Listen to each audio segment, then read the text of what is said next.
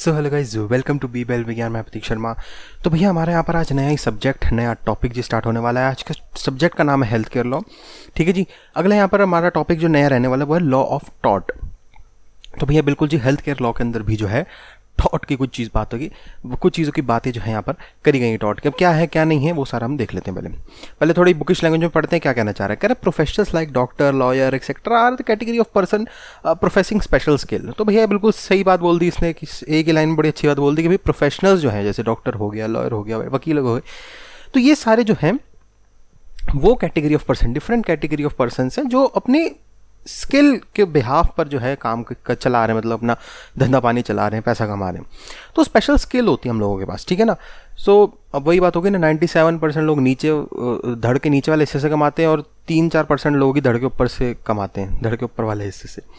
मतलब क्या हो कि जैसे ये धड़ हो गया ना, ऊपर वाला ब्रेन हो गया और नीचे जो है सारा फिजिकल वर्क जैसे लेबर और ये सारा हो गया। चलो ये सब छोड़ो। देखो कह रहा है it should be taken into consideration that the professional should command the corpus of knowledge of his profession. तो हमारा जो काम है ये वो यहाँ से चलता है। मतलब ठीक है, फिजिकल वर्क भी होता है, भागा दौड़ी करनी पड़ती है हम लोगों को, लेकिन फिर भी जो मेजर मतलब जो हमारा पोर्शन होता है काम धंधे का या कमाई का या कमाने का, तो वो यहाँ से होता है, दिमाग से।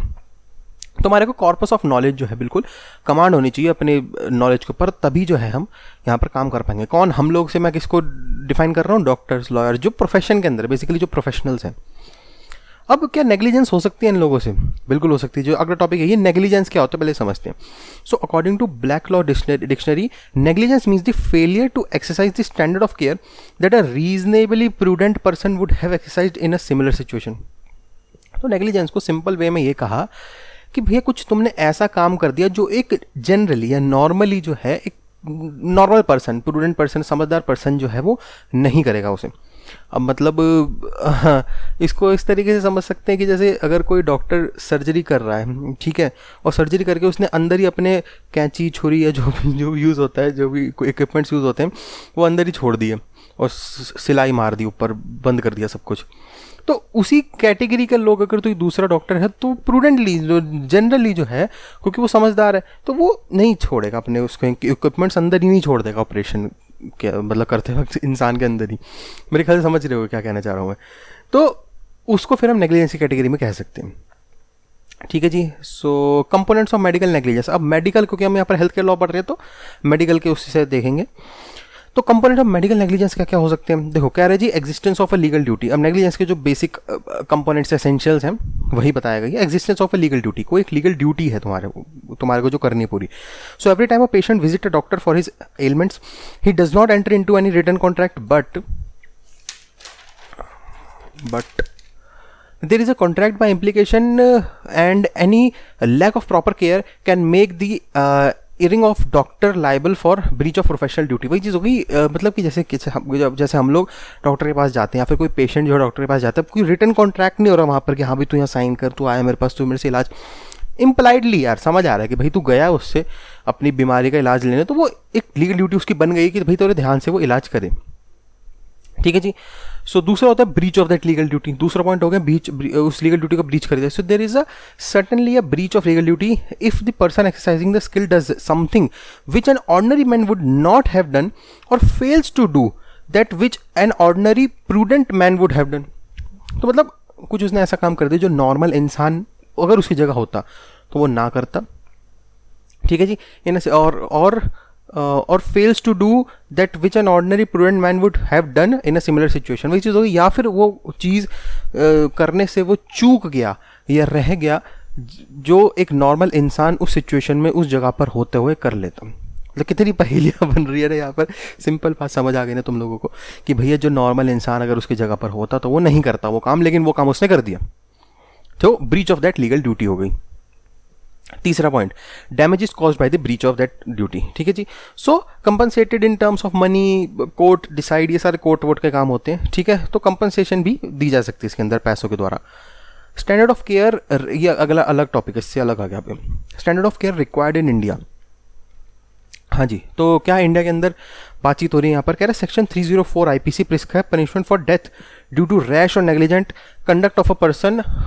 तो आईपीसी के अंदर जो 304 है अपनी रैश एंड नेग्लिजेंट वाला जो सेक्शन है ये, उसके अंदर उसमें पनिशमेंट प्रिस्क्राइब करी हुई है। ये एक हो सकता है हमारे इंडियन उसमें लीगल सिस्टम में। Under Indian law the remedies available to the person seeking redress for medical malpractice, जैसे कि मतलब क्या क्या पॉइंट्स में मेडिकली हमारे पास है। कह रहे हैं suit for damages under the CPC. अब डैमेजेस के लिए भाई तुम केस डाल सकते हो सीपीसी के अंदर। Complaint for negligence under the criminal procedure, CrPC के अंदर डाल सकते हो भैया। तीसरा redressal under the consumer protection act, तो कंज्यूमर प्रोटेक्शन एक्ट में भी डाल सकते हो, क्योंकि अल्टीमेटली तो कंज्यूमर ही हो ना। चौथा medical council of India for disciplinary action, तो उस एडवोकेट कह रहा हूँ उस डॉक्टर के ऊपर जो है डिसिप्लिनरी एक्शन भी तुम करवा सकते हो, किसके थ्रू? मेडिकल काउंसिल के थ्रू। अब बीओपी किसके ऊपर है, मतलब बर्डन ऑफ प्रूफ जो है वो किसके ऊपर है? Obviously it generalize with the complainant, but in certain cases of medical negligence the patient must establish his claim against the doctor. तो वही चीज़ हो गई, जो जनरल बर्डन ऑफ प्रूफ है वो कंप्लेनेंट, और जनरली जो है कंप्लेनेंट वही होता है, पेशेंट ही होता है। ठीक है जी।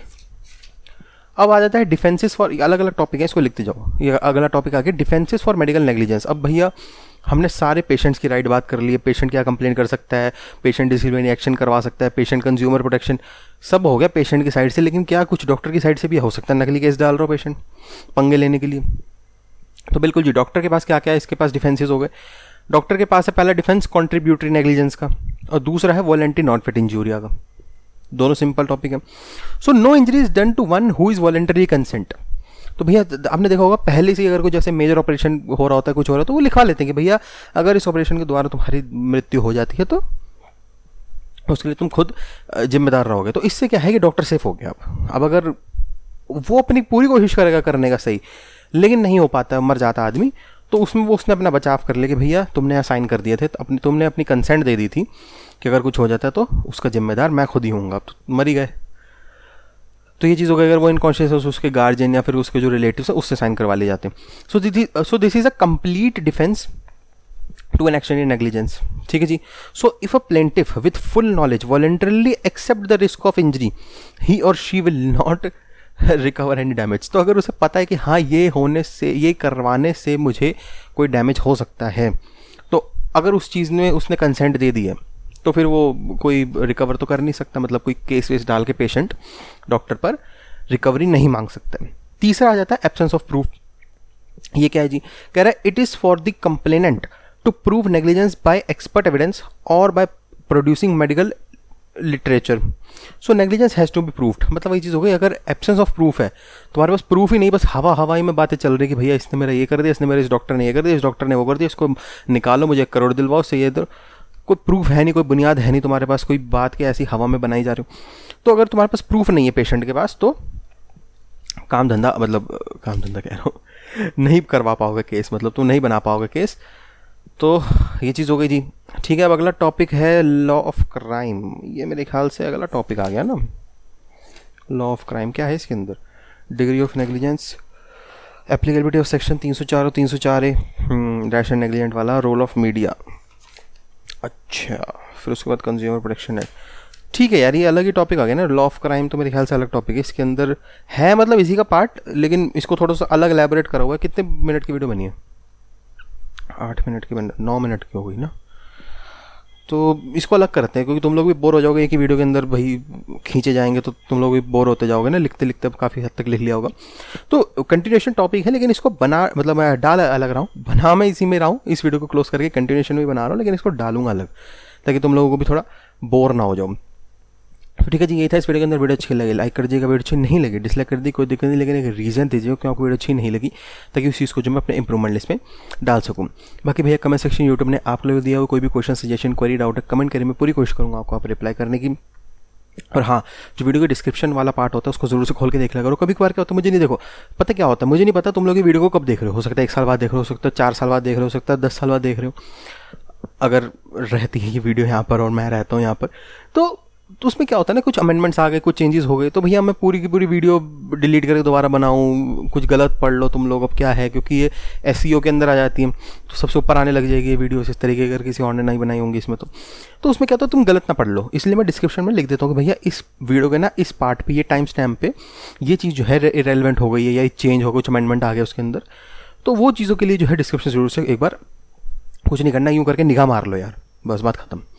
और डिस्क्रिप्शन में मेरे इंपॉर्टेंट कॉन्टैक्ट्स के लिंक भी दिए हुए हैं, जैसे कि इंस्टाग्राम का लिंक एक बार अपने यूज़र नेम जो है कॉल आउट देता हूँ। इंस्टाग्राम पे जाओ, सर्च करो ANDRO_GUY, वहाँ पर मैं आ जाऊँगा। मेरे से टाइपिंग के थ्रू जो है वो बातचीत कर सकते हो, या फिर अगर आप मेरे से डायरेक्टली लाइव कॉल के थ्रू बातचीत करना चाहते हो तो उस केस में आपको एक ऐप इंस्टॉल करना पड़ेगा, कॉल मी फॉर। उसका भी डाउनलोड लिंक जो है डिस्क्रिप्शन में मिल जाएगा। वहाँ पर जाकर मेरा नाम डाल दो ऐप के अंदर, प्रतीक शर्मा, या फिर नहीं बाई चांस नहीं मिलता हूँ तो उस केस में मेरे चैनल का नाम डाल दो, BBLLB ज्ञान। वहाँ पर मैं शो हो जाऊँगा और आप मेरे से कॉल के थ्रू लाइव जो है वो बातचीत कर सकते हैं। अगर कोई कुछ आपको क्वेश्चन है, सजेशन देना है, कुछ देना उस केस में। सब्सक्राइब अगर करो तो आपसे बढ़िया बंदा कोई नहीं। सब्सक्राइब नहीं करा तो कर लो। ऐसे इंपॉर्टेंट सब्जेक्ट्स और ऐसे इंपॉर्टेंट टॉपिक्स तो जो है तुम लोग कर दोगे मिस। और सब्सक्राइब करने के बाद बाय डिफॉल्ट वो पर्सनलाइज पर होता है बेल आइकन, उसको क्लिक करके ऑल पे कर देना ताकि सारी नोटिफिकेशन आपके पास आ जाए जैसे ही मैं वीडियो अपलोड करता हूँ वैसे। ठीक है जी, चलो जी, thanks for watching to BBLLB Gyan, Prateek Sharma signing out, bye, take care and या कोरोना से बच के। वीडियो जो है कंटिन्यूशन में बना रहा हूँ लेकिन इसको डाल अलग अलग रहा हूँ ताकि तुम लोग भी बोर ना हो जाओ।